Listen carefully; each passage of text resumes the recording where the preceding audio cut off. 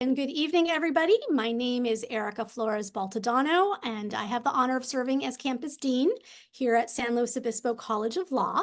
Welcome to Building Resilience in the Legal Profession, Befriending Your Stress Response and Supporting Equilibrium.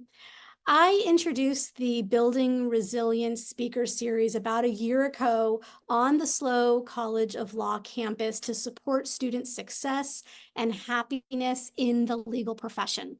Resilience is the ability to effectively face challenges, change, and complexity in a way that in a way that enhances rather than diminishes us. So understanding and developing one's capacity for resiliency is really critical for law school success and a fulfilling career in the law. So thank you all for being here this evening. Tonight, I'm thrilled to welcome Faith Carlson, who has designed this program about stress and equilibrium specifically for law students. Faith Carlson is a California licensed clinical social worker with a master's degree in social work and numerous additional certifications related to her practice areas. She has 15 years experience in community-based therapy and healthcare, serving people moving through displacement, addiction, crisis, chronic illness, death, and grief. Faith says, supporting my clients through the rough and tumble of life has shown me the power our bodies possess to rewire our experiences and reclaim our joy. I know for many of our students, balancing law school or bar study with work, family, and financial responsibilities is the very definition of rough and tumble. So I am so glad you're here tonight. Faith describes herself as someone who craves information, loves the range, nuance, and power of emotions, and embraces her mixed German-American and first-generation Filipina heritage, which has taught her both the power of belonging and difference. Faith is deeply connected to her own spiritual practice, which she says includes contemplation, human rights, ecological caretaking, and well-placed curse words. So I thought that Faith would be a perfect presenter for tonight, given that I think I only curse when I'm in the presence of attorneys, which is just weird. Tonight, Faith Carlson will teach us about the window of tolerance and the link between stress and trauma. And also students will expect to leave with a very customized toolbox for prevention. So remember that we will be happy to answer questions, or Faith will be answering questions at the end of the presentation. But for now, I'd like to welcome Faith Carlson and thank you for being here tonight. Thank you very much. Thank you for having me. I'm happy to be here, and I'm really, really excited about providing all of you support. I really care about what you do, and I really care about students. So I'm happy to be here. Quick note, while I'm presenting, if you have any questions that you are curious about, if you could tap them or write them up in the chat box so that we can see it, and then Erica will be able to go through that the second half of our presentation. So this presentation is just going to be a half hour. Let me look at my clock here. That's me looking at my clock. I'm going to keep myself on a good time here. And then we'll leave it open for questions that you may have. And that portion will, again, be not recorded. So thanks for having me. I'm going to go ahead and get started. Whoop. So just an overview about what we're going to be discussing. I'm going to be starting with the window of tolerance. It is a concept that was developed by a clinical psychiatrist named Dr. Dan Siegel in the late 90s.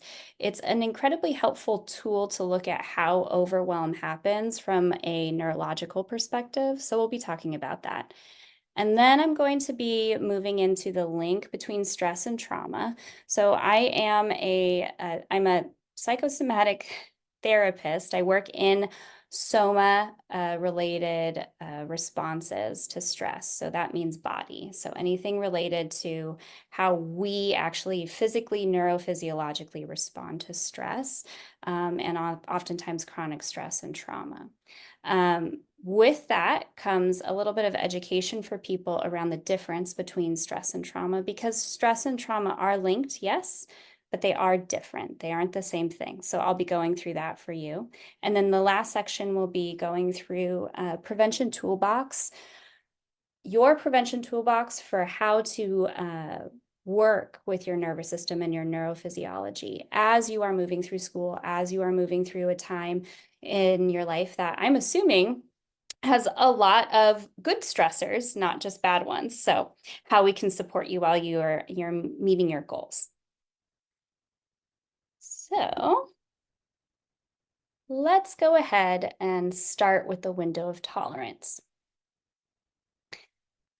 So again, this was created by Dr. Dan Siegel, late 90s, and he developed it. This is a concept, but he really developed it as a framework to help us actually begin to work with the reality of being overwhelmed. So here's your beautiful window of tolerance. At the top of your window is your fight and flight response. So if we were to go back to our Homo sapien beginning days, your fight and flight response is what allows you to either run away from or attack the tiger that's coming toward you. So it's part of your autonomic nervous system. So you don't have a lot of time to think. It's just going to happen because your body has one job, and it's to keep you alive. So that's the top of your window of tolerance. The bottom of your window of tolerance is your freeze response, which is actually also part of your autonomic nervous system. The issue is that sometimes the tiger that's coming at you is maybe one, the first tiger you've ever seen in your life, or two, is too big, or three, you had an experience of a tiger before and it didn't work out well. So your body is then convinced that you can't fight it. And if there is no place to run, your body will go into a state of freeze because it's just considered the best option for you as a human. So if freeze is you can't run away from the tiger and you can't fight the tiger, and fight and flight is you're going to do either one of those things, then your window of tolerance is the space as a Homo sapien where you are not interacting with tigers at all. You are eating, you are digesting, you are maybe inventing fire if you're that lucky person. You are inventing language. Your window of tolerance is the state in the human experience where we can solve problems and where we are the most creative. So we like to spend as much time here as possible. This is our Goldilocks state, which sounds lovely. But here's the problem. Though most of us no longer have to worry about tigers attacking us in the middle of the day, tigers are not the only threat to our safety. In addition, besides the fact that we have like physical safety needs that are beyond tigers, that are a million other things, we also have psychological lack of safety. We also have emotional lack of safety. And our body can't tell the difference. So regardless of whether or not a tiger is actually coming at you, your body has these response states, and that's it. So the goal of staying in your window of tolerance is really actually a matter of working with your nervous system to come back to that state of connection and come back to that state of creativity and creative problem solving. That can get very difficult in our modern day and age, where our pacing is very, very quick, where we have a lot of demands on ourselves, and oftentimes are under a lot of stress from a lot of different directions. If you hear a big bounce, that was my cat. She's attacking something in the window, but I'll ignore her for now. So the issue with that pacing, in addition to the fact that our body can't tell the difference between whether it's a tiger or some other kind of lack of safety, is that our bodies can become very used to being under a state of stress or a state of fear. And unfortunately, and fortunately, our nervous systems are actually pretty intelligent. They are set up to learn from experience. So if you spend a lot of time in fight and flight or freeze and don't have a lot of time to come back to that connective state, your nervous system starts to consider that normal. And you can end up in a position where you are hyper aroused most of the time for most of your days, which usually leads to burnout. So people can become so sensitive to stress that they feel like the only option is to leave their career or to drastically change something in their life because they've been moving at a pace for too long that the nervous system actually now is convinced that you're right and is constantly trying to save you. So that's the bad news about the window of tolerance. The good news is that humans are incredibly adaptable. One second, my cat found a bug. I'm gonna move her out of the room.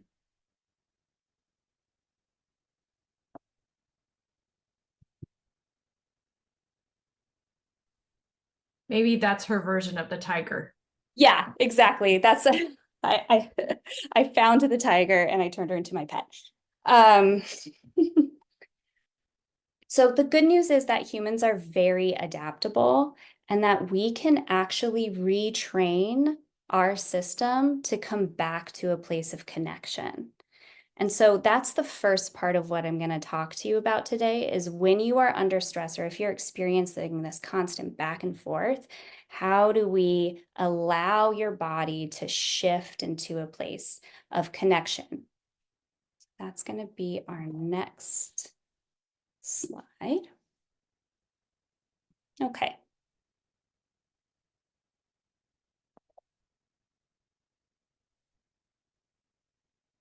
So if your fight, flight, and freeze response are part of an automatic, like nervous system setup that you have, it is really hard to shift out of one state and into another with your mind, with your prefrontal cortex.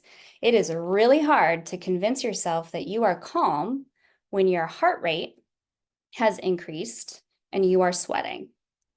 So the first way that we start to work with people to actually increase their window of tolerance or just become a little more aware of how they can help themselves by going back to connection is to actually not worry about the mind so much, but get really focused on your physiological state so that you can begin to become aware of like, how much stress is your body actually under? Because once we know how much stress your body is under, we can meet those stress needs. So we're just to sit back for a minute and go through fight or flight. From a nervous system response, this is your sympathetic nervous system. When you're activated, your body is going to have very particular responses to this. Your eyes are going to dilate. Some people get very sweaty. You can oftentimes get shaky because your body is starting to push a bunch of cortisol through you to help you move through whatever stressor that is. It could be a tiger. It could be a paper you need to write tonight. It could be a conflict with a family member you have to have after this. It could be anything. If your body is preparing you to be activated, you're going to have these pretty intense physiological responses in addition to your heart pumping more because your body is going to be sending blood to your extremities to prepare for you to run away from the tiger, even though there isn't a tiger. But it's going to happen without your permission. So if you think back about your day and really ask yourself, how many times has your body actually been in that state? And then before you start to create a story about it or judge yourself about it, just sit with that for a second. And the fact that your body's gotten you through it. If you're in a state of freeze, your body is going to want you to shut down. So this is when you experience intense lethargy, increases in lethargy. A lot of people experience nausea, dizziness is associated with freeze. And also importantly, something that is less well known, which is called depersonalization. So this is the experience when sometimes a situation can be overwhelming or scary to the point where you feel like you're looking at yourself as a third person. Like you're kind of like out of your body, or like it's like you're doing stuff, but you're like, you don't feel like you. That's your nervous system trying to shut it down. And I want to make something really clear. That's not a bad thing. Life is stressful. You have these two states because your nervous system is constantly trying to get back to equilibrium. So if you're in a shutdown state, that's a cue that you were overwhelmed today. That's okay. It's okay to be overwhelmed. If you're in a fight or flight state and you've been sweating a lot, or, feeling really shaky, that's a cue that you have a lot of energy inside and you want to and you need to have the space to actually respond to that proverbial tiger, whether it's there or not. So neither one of these states is bad. Here's where it can get tricky. You want to always be able to get back to connection. So if you're in a freeze state, or if you think about today and you realize that you've been pretty lethargic and pretty overwhelmed and pretty lack of motivation, maybe a little nauseous, you want to actually gently move your body, work with your body, not your mind, to do a gentle physical activity. If that's a gentle walk, or just drink some water, go outside. Anything that allows your body to move a little bit so that your nervous system can respond to the overwhelm without staying there and then getting stuck. And then if you're in fight or flight, you actually want to be able to do something that can release that energy and calm you down. So one of my suggestions is it's actually really hard for a lot of people. If you realize that you have a lot of energy inside of you and you need to get it out, first off, go ahead and move your arms up and down, go for a run, whatever you want to do. But then after, try to eat slower. Just the physical response of slowing your body down and noticing how you can get back to a connected state with yourself. So the goal isn't to avoid these two states. It's just to always notice that if you're in that state, the goal is to come back to connection. And as you begin to come back to connection, what happens is your nervous system begins to learn that actually that wasn't overwhelming. You are safe. Or maybe that was overwhelming and now you're okay. Or you know what? You took that tiger down. Good for you. And eventually your nervous system realizes that more things do not push you out of your window of tolerance because it learns that you will come back to a place of safety. And so your window of tolerance grows over time. But you have to be aware of what your body is telling you first. So that's the first step to your window of tolerance. The second step is to actually talk about that fight or flight activation state, because of course you're law students and you have jobs and you have families. So what do you do when you're like, okay, well, let's say the Homo sapien like idea of like, oh, well, I'm not a hunter. I was a hunter out there and now I'm back home and I'm just going to rest. Well, no. What if your life right now is one where you're just like out in the field doing it and it's like tiger after tiger after tiger? What do you do?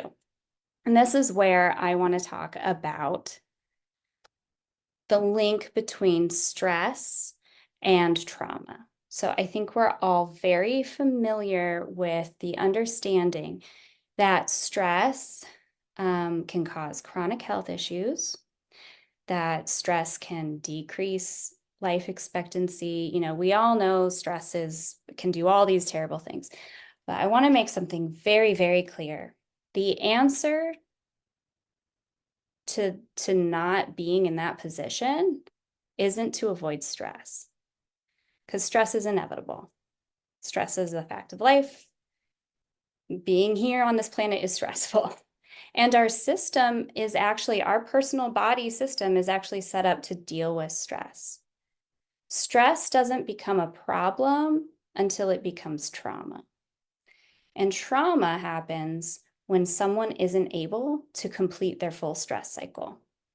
So you see on the left of the screen, this is your body's natural stress cycle. So it looks a little bit like the window of tolerance, but just remember the first three, well, I guess there's not numbers, but the top circle, activation, mobilization, deactivation, this is like we're taking the fight or flight bar of your window of tolerance and just talking about that. So even in fight or flight, your body is going through this process: activation, mobilization, deactivation, and then restoration. Trauma happens when, for whatever reason, either because of internal resources or external resources, someone is unable to complete that stress cycle. And so that need goes unmet. And so the body has to hold that stress response. Biologically, physiologically, neurologically, chemically, you hold it in your body. And eventually that results in chronic health conditions and a lot of psychological dis-ease.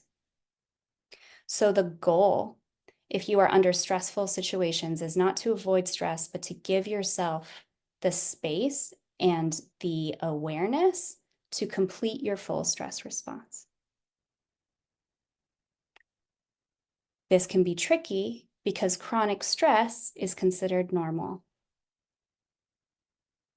Chronic stress isn't chronic stress unless you don't complete your full stress response. Wait, that didn't make any sense. Chronic stress isn't chronic stress. So stress is normal. Many, many kinds of stress in one day is fine. Not completing your stress response will result in chronic stress symptoms. So what do you do?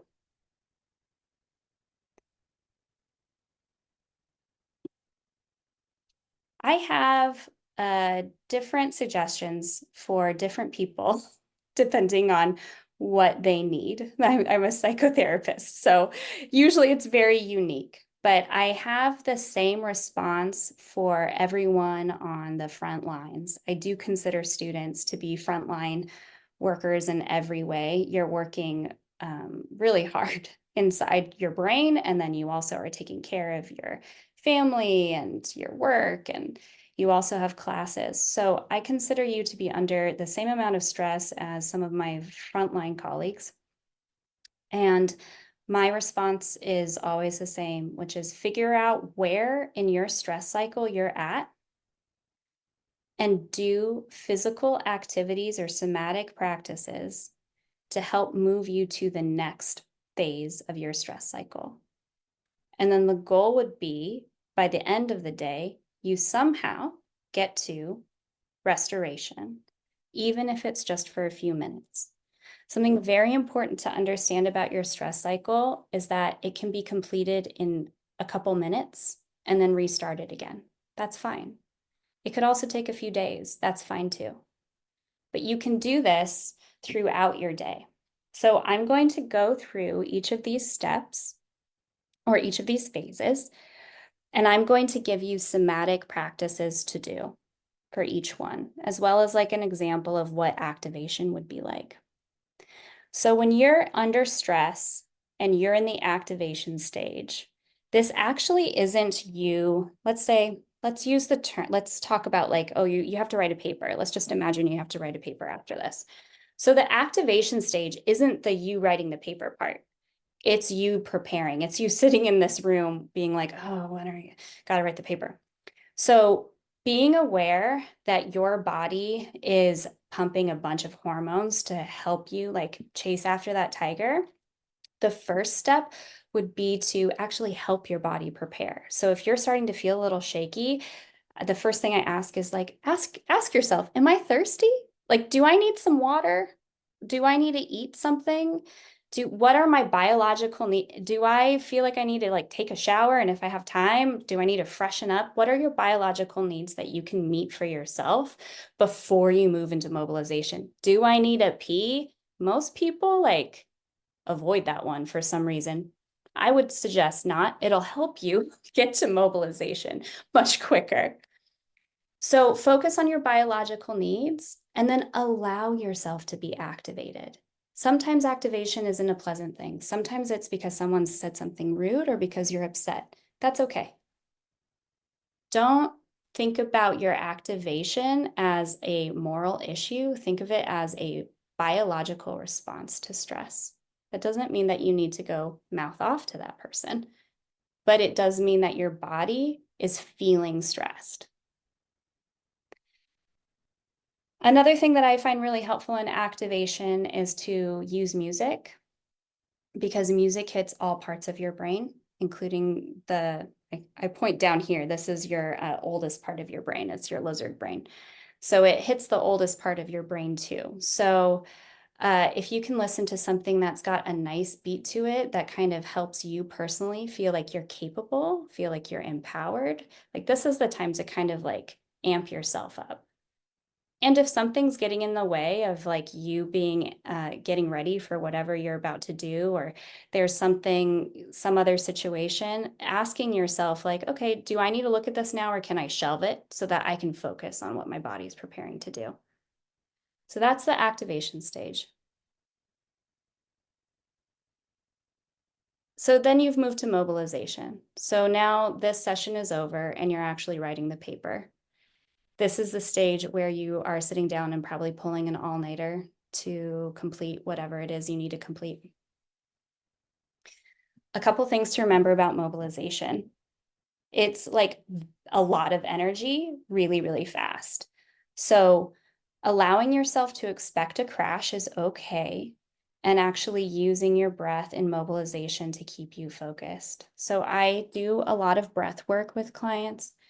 And the reason I do breath work is because it immediately connects to your heart rate and it focuses your energy. So you can use breath work to de-escalate, to escalate, or to keep you focused. And in mobilization, we want you focused. So this is where a lot of people know 4 square breathing. So that's in for 4, hold for 4, out for 4. In for 4, hold for 4, out for 4. That was created by Marines for warfare. So it does help you keep incredibly focused and helps stop you from moving into, if you're very stressed and scared, a panic attack. You can also do in for 4 and out for 7 and imagine breathing out through the soles of your feet, because the goal is to help you stay grounded in what you're doing and not get overwhelmed. I do a lot of imagination work or visualization work with my clients, and sometimes people think it's a little woo-woo. But here's the thing, we're working with your nervous system. Your nervous system doesn't have language. Your nervous system's part of your lower part of your brain. It only knows what you perceive and what you feel. So if you use your breath systematically to keep your body and your heart rate at a good state, and you start to imagine things like breathing out through your feet because you want to focus, your body considers that like reality.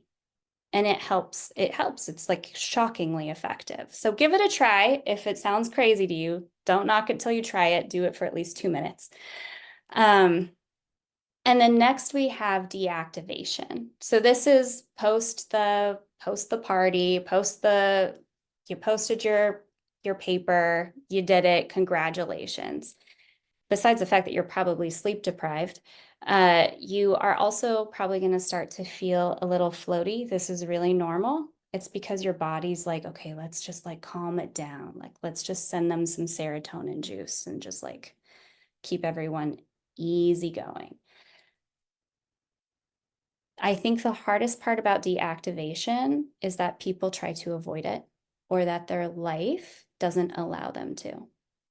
So if you are in a position where you know you just came off of like a really big stress experience or whatever, and you don't have time, what I usually suggest is to work with your eyes, because we're such a screen heavy society and we're staring at stuff all the time. It's to rest your eyes for minimum of 3 minutes. You could do it for 5, but you'll probably feel better by 4. And you can just be very simply like lean your head back and close your eyes, but I actually prefer this. And I tell people to do this all the time. Our heads are very heavy and we keep them up. So to deactivate and let your head drop is actually very soothing for your nervous system. So I suggest to people that they use the palms of their hands and actually put their hands right under their cheekbones and let their hands come over their eyes, and you close your eyes and you just breathe for a few minutes. It doesn't need to be long, but allow your body this amount of time to push itself down into a rest state, and it'll get you to restoration quicker. And then restoration is what typically people consider mental health stuff, like do yoga, have a hot tea, do deep breathing. There's 1,000 ways you can do restoration. They're all great. I'll tell you my favorite, which is to laugh. So if by the end of your night, you find that you have moved through your entire stress response, my biggest suggestion I can give to you is to go find something to laugh at or somebody to laugh with. Because if that window of tolerance space is where we solve problems creatively and where we get to rest and digest, then that's the place where we get to have fun and be curious. And laughter shoves a bunch of happy hormones into your body, and you don't even need to know that. You'll just feel it. So that's the biggest suggestion I have. And if you are doing this on the daily, my goal would be that you get to restoration, even if it's just for a couple minutes, once a day. So that's all. If you are curious about what I talked about or any additional resources, I have them up here.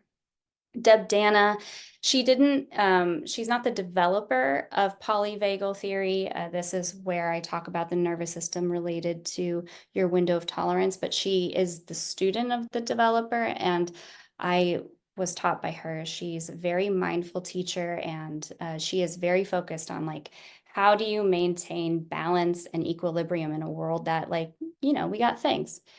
And then the stress response that I showed you was actually developed by Dr. Scott Lyons. He is the developer of somatic stress release, which is a form of somatic therapy. And then because you are law students, I thought you would enjoy The Politics of Trauma by Stacey Haynes. She's another teacher that I learned from, and she's phenomenal. And if you're curious about it and how we can support each other and support each other's nervous systems without being psychotherapists, there you go. And that's it. That's all for me. Thank you everyone for your time. And I'm going to stop sharing my screen so we can ask questions. Thank you so much, Faith. This is really very, very interesting. I'm going to give students an opportunity to just kind of digest and think about whether they might have a question.